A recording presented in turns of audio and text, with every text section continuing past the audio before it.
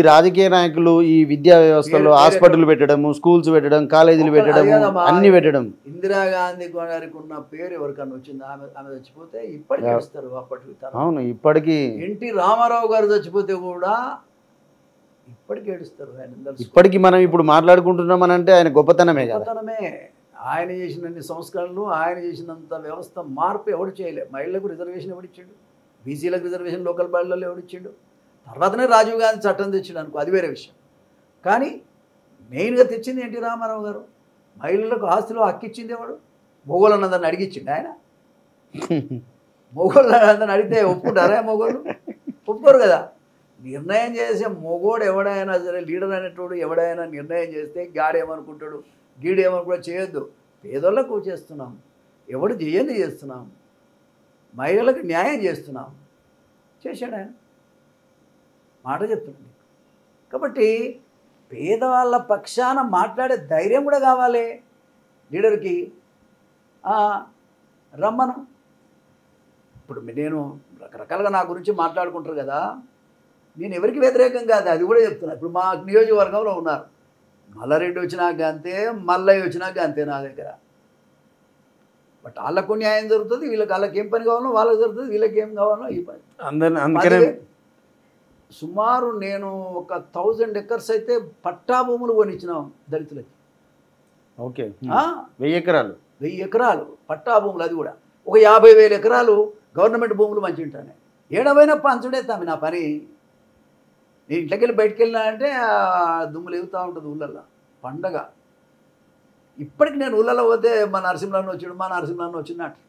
అవును, ఇప్పటికి కూడా అదే క్రేజ్ ఉంది. కాకపోతే ఏంటంటే తెలంగాణ రావటం వల్లనే ఈ దళిత వర్గానికి విలువ లేకుండా పోయింది, ముఖ్యంగా మాదిగోళ్ళకి అంతకంటే విలువ లేకుండా పోయింది. మోత్కుపల్లి నరసింహులు కూడా విపరీతమైన దెబ్బ తాకింది. ఈ రాష్ట్రంలో ఏదైనా చేయగలిగే సమర్థత ఉన్నటువంటి నాయకులు దళితుల్లో లేరా? ఎంతమంది లేరు? కాబట్టి ఇవాళ నేనేదంటే ఎస్సీ కానీ ఎస్టీ కానీ, ఇప్పుడు మన దేవేందర్ గౌడ్ ఉండే, ఇప్పుడు మన శ్రీనివాస్ యాదవ్ కూడా still is working as MLA. ఇప్పుడు కొంతమంది మంచి మంచి నాయకులు తయారైనారు. కానీ దురదృష్టం ఏంటంటే తెలంగాణ రావటం వల్ల ఆశించింది వేరు, జరుగుతున్నది వేరు అనేది. విద్యా ఉద్యోగాలు ఇవన్నీ వచ్చినాయి అనేది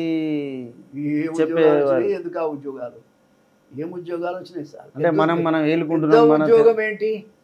పెద్ద ఉద్యోగం రావాలి, చిన్న చిన్న ఉద్యోగాలు, అటెండర్ ఉద్యోగాలు, ఉద్యోగం అంటే సీఎం పదవి అంతే. మళ్ళా మంత్రి పదవులు రావాలి, అది రాజ్యాధికారంకి పెద్ద పీటేసినట్టు. కానీ మిగతా అన్యాయం సార్. సరే మీరు ముఖ్యమంత్రులు ఉన్నారు, పర్వాలేదు, మంత్రి పదవులు అని రానే మాకు ఎంత అన్యాయం ఇది. అవును, ఈ పార్టీల నుంచి వెళ్ళి ఈ ఉన్న ఎగ్జిస్టింగ్ పార్టీల నుంచి వెళ్ళి అది అవుతుందా? పేదవారు వాళ్ళు మరి అయితేనే పార్టీలు మనుగడ ఉంటాయి.